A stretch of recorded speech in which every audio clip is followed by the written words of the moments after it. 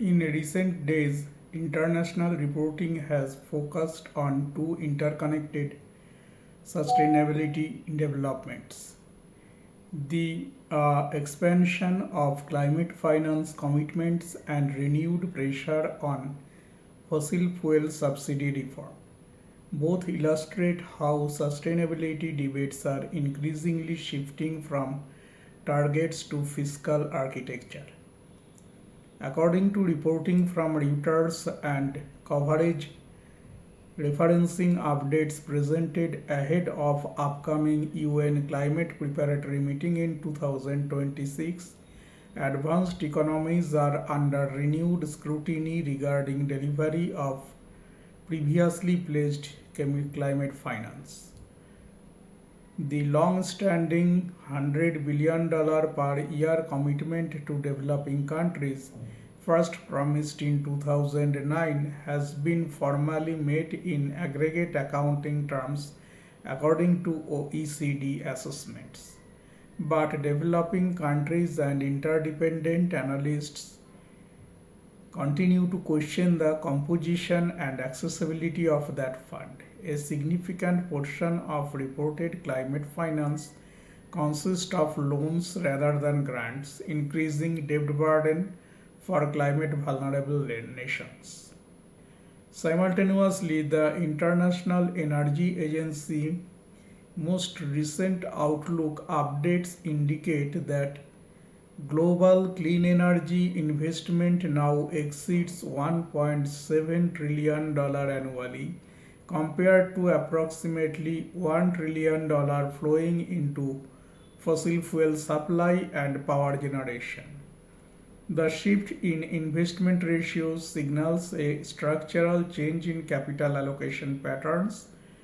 Solar and wind remain the fastest growing segments, but grid infrastructure and storage investments have become increasingly critical bottlenecks.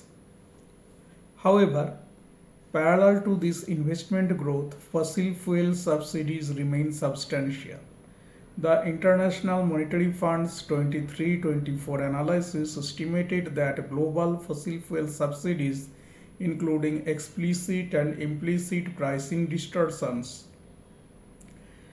exceeded $7 trillion annually when environmental and health externalities are factored in. While explicit consumption subsidies declined in some countries after the energy price spike of 2022, many governments reinstated support mechanisms to shield households from inflationary pressures.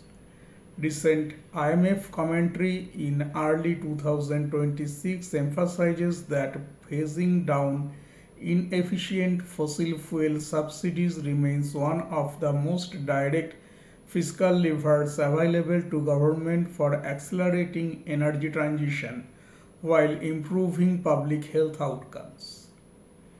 In India, sustainability transition discussions are increasingly linked to domestic fiscal strategy. According to the Ministry of New and Renewable Energy and Central Electricity Authority data released in 2026, India's non-fossil installed power capacity now accounts for more than 44% of total installed capacity, including solar, wind, hydro, and nuclear. Yet, coal continues to supply the majority of electricity generation due to load balancing and industrial demand profiles. The government's stated target of reaching 500 gigawatt of non-fossil capacity by 2030 remains contingent on transmission expansion and storage integration. Transmission constraints remain a defining variable.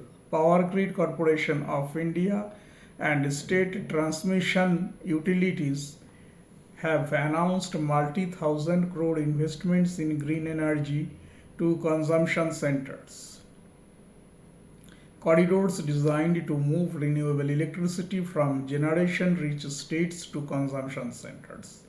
Without transmission augmentation, renewable capacity risks curtailment during peak production hours.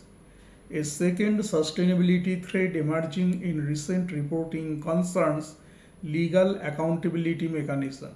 Climate litigation has expanded globally with insufficient state action on emission reduction, violates constitutional or human rights protection. These cases do not immediately change atmospheric concentrations, but they alter policy incentive structures by reframing climate mitigation as a legal obligation rather than a voluntary commitment. Taken together, current sustainability developments reflect a structural transition phase. Investment in renewables have accelerated, but grid modernization and subsidy reform remain decisive constraints.